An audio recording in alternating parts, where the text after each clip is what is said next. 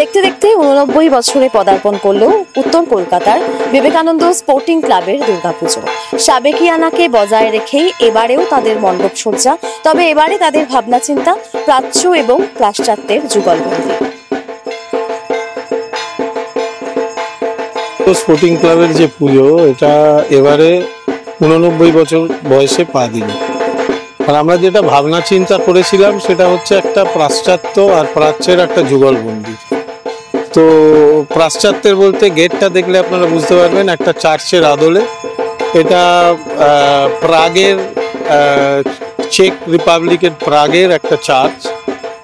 তো সেইটাকে সামনে রেখে আর ভেতরের যদি আপনি আলপনাগুলো দেখেন, তাকে সাজানো দেখেন, সেখানে একটা প্রাচ্যের ছাপ আছে, মানে শিবের মূর্তি, মা দুর্গার মূর্তি, এইভাবে একটা যেটা আমাদের কলকা ডিজাইন, যেটাকে আমরা বলি মানে একটা প্রাচীন একটা পরম্পরা। আর এগুলোকে ব্যবহার করা হয়েছে গাছের ছাল, কদবেল, তারপর বাকুলি বলে একটা ফল গাছের, এইগুলো দিয়ে, তারপর আমরার ভেতরে যে বীজটা থাকে সেই বীজ, সেইগুলো দিয়ে এই আলপনাগুলো করা হয়েছে। মানে মণ্ডপ সজ্জার যে আলপনা বা যেগুলো মূর্তি, হ্যাঁ, ব্যাকে একটা কাপড়ের ওপরে এই জিনিসগুলো, পুরো প্যান্ডেলটাই কাপড়ের তৈরি, এখানে আদার কোনো জিনিস ইউজ করা হয়নি।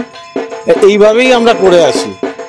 মানে বিবেকানন্দ স্পোর্টিং ক্লাব বলতে পারেন যে এই যে ব্যাটাম দিয়ে প্যান্ডেল করা, এটা সূচনা হয়েছিল এখানে।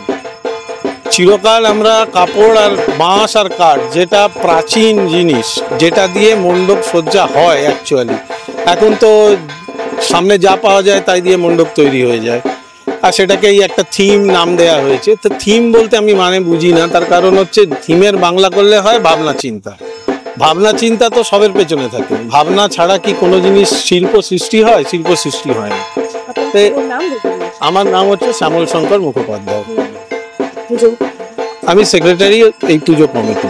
বিগত বছরগুলির মতো এবছরও সাবেকিয়ানা বজায় রেখে গোটা ভাবনা চিন্তার সঙ্গে সামঞ্জস্য রেখে মণ্ডপ সজ্জায় ব্যবহৃত হয়েছে কাপড়, গাছের ছাল এবং বিভিন্ন রকম ফলের নির্যাস, যা মণ্ডপ সজ্জার রূপকে আরও কয়েক গুণ বাড়িয়ে দিয়েছে।